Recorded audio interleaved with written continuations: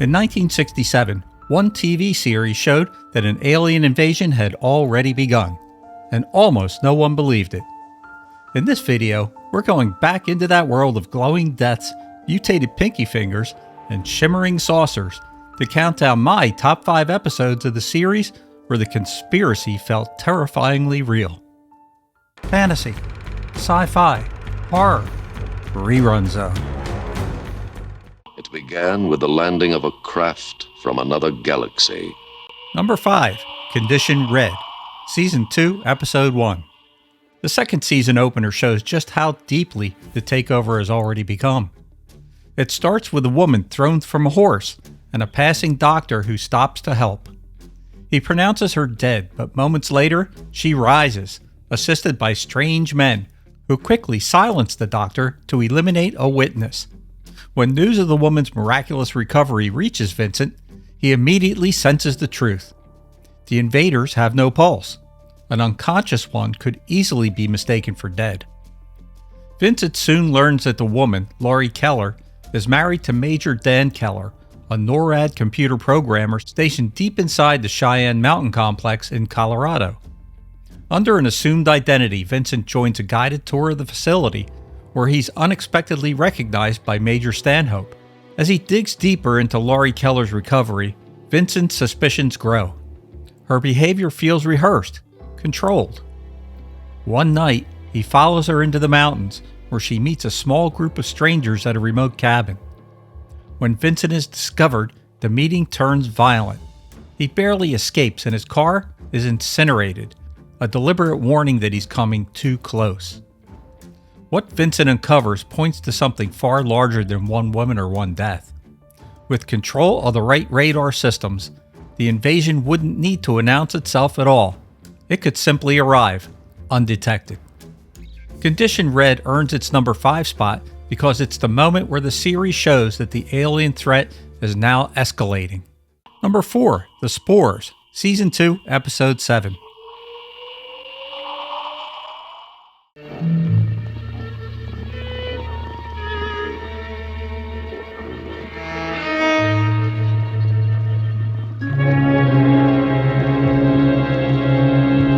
The Spores takes the invaders in a biological direction and marks one of the series' most chilling turns. David Vincent uncovers a shipment of strange, seed-like pods being transported across the country. Not weapons, but something far worse. Each pod can grow into a fully formed alien, turning a simple suitcase into an entire invasion force. The idea is ripped straight from 1950 sci-fi paranoia, and that's no accident. Series creator Larry Cohen was heavily influenced by films like Invasion of the Body Snatchers and Invaders from Mars. The fear here isn't just that your neighbor might be an imposter, it's that imposters can now be manufactured. An invasion force grown wherever the invaders need them. Vincent learns the Spores mature rapidly under the right conditions, making them dangerously easy to dispatch. The invaders guard them like classified cargo, moving them carefully through human territory. That's where Gene Hackman appears as an alien courier, calmly tasked with delivering a briefcase full of the pulsating spores. The Spores is terrifying because of what it implies, that the invaders are no longer lone infiltrators slipping into society. They're building a supply chain, an alien army. Vincent isn't fighting individuals anymore. He's fighting a system designed to replace humanity piece by piece. Number 3, The Saucer, Season 2, Episode 2.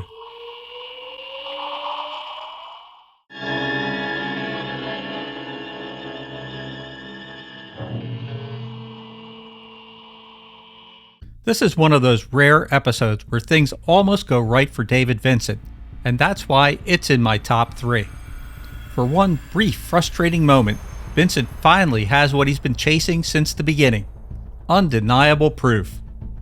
The episode begins when a man, John Carter, insists he's seen a flying saucer land repeatedly in a remote desert area, and he claims he can even predict when it will land again. Local authorities dismiss him after each investigation turns up nothing. Vincent, however, waits with Carter. When a saucer finally appears in broad daylight, Vincent and Carter overpower the alien guards and commandeer the spacecraft. For a series built on vanishing evidence, seeing Vincent standing there inside a captured saucer is shocking but satisfying. Around the same time, a bickering couple enters the story while fleeing to Mexico. Their small plane loses power as the saucer lands, pulling them into Vincent's fight completely by accident. What happened? I don't know. The engine's just cut out. Their subplot highlights one of the show's basic ideas. Ordinary people rarely understand the stakes Vincent is facing. These two aren't heroes or believers. They're just trying to survive. That becomes painfully clear when the aliens use the girl as leverage to try and reclaim the saucer. This episode is wild as Vincent takes the aliens head on and makes a personal sacrifice at the end that shows the basic difference between humans and the invaders. Number 2, Moonshot, Season 1, Episode 15. That's right. And it's very simple, Mr. Coogan. With this episode, the Invaders moves its paranoia out of small towns and lonely highways and places it directly into the heart of the 1960s space race. David Vincent becomes involved after a string of unexplained deaths and accidents surrounding the astronaut program. At the center of it is a strange and lethal red fog that kills 2 of the astronauts that are slated to go to the moon. It immediately raises Vincent's suspicions and he goes to investigate.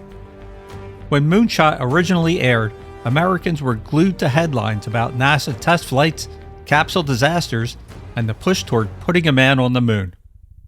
The idea that something could be sabotaging that effort from within felt uncomfortably plausible. The tension here is about who's in control. Who decides who goes into space? Who verifies their identities? And how easily could an alien imposter slip into a system built on secrecy, urgency, and national pride? Vincent suspects that at least one of the astronauts is not human at all. Moonshot ties the alien threat to humanity's greatest technological ambition, and the episode suggests a chilling possibility. Even as we reach for the stars, we may already be carrying the invasion with us. Before we get to my number 1 pick, narrowing the Invaders down to just 5 great episodes means we're leaving out some strong contenders. Here's a couple of our honorable mentions. Quantity Unknown, Season 1, Episode 9.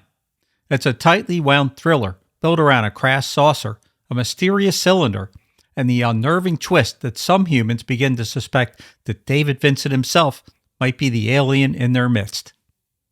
Dark Outpost, Season 2, Episode 8. This one stands out for the time Vincent spends aboard an alien craft, giving rare glimpses of their medical experiments and hints at their physical vulnerabilities. The Innocent, Season 1, Episode 10. This one brings in Michael Rennie as a charismatic emissary who tries to sell Vincent on the idea that the invaders are actually benevolent, turning an action show into something almost philosophical for an hour. The Believers, Season 2, Episode 14. This one focuses on the human cost for those who dare to stand with Vincent and ends in a brutal alien ambush. And now for my number 1 pick. It's Beachhead, the pilot episode, Season 1, Episode 1.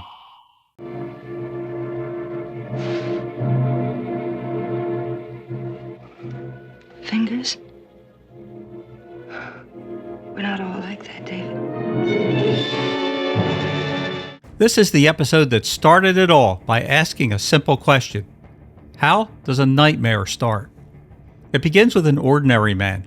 Architect David Vincent is driving late one night, lost on a dark country road, searching for a shortcut that never comes. Pulling off to rest near a deserted roadside diner, he sees something no human was ever meant to witness. A flying saucer landing in a nearby field. Glowing lights, whirring sounds, and the certainty that what he's seeing is real. Vincent rushes to the local sheriff, desperate to be believed. But of course, he isn't. His business partner is called in and dismisses the story, and the police treat Vincent like an exhausted man who's imagining things. When they return to the scene, Even the diner itself has changed. Bud's Diner is now Kelly's Diner. The first proof has already vanished. A honeymoon couple who camped nearby claimed they saw nothing, but Vincent notices something off. A subtle physical deformity in the groom's hand. When Vincent later confronts the man, his face and hands glow red before he flees, confirming Vincent's worst fears. Tracing the couple leads Vincent to a nearby small town that feels strangely empty. There, he uncovers the truth. The invaders have already established a hidden base inside a hydroelectric plant, quietly building their first foothold on Earth. Vincent finally has proof, but there's no one there to see it. Borrowing from the paranoia of 1950 sci-fi classics, Beachhead sets the tone for the entire series. The invasion isn't loud, it's very careful. The aliens are experts at covering their tracks. And the real horror isn't what Vincent sees, it's that he can't convince anyone else that the invasion is real. Whether you favor the small town dread of Beachhead, the captured proof of the saucer, or the cosmic stakes of Moonshot, these stories show why The Invaders still feels like one of television's purest expressions of Cold War paranoia. If you enjoyed this series, let me know what were your favorite episodes in the comments below, and if you agree with my picks or not. If you haven't seen it in a while, it's definitely worth your time, and if you're a sci-fi fan and love a good conspiracy theory, you're going to love this series. This is Rich from Rerun Zone. Thank you so much for watching, and have a good night.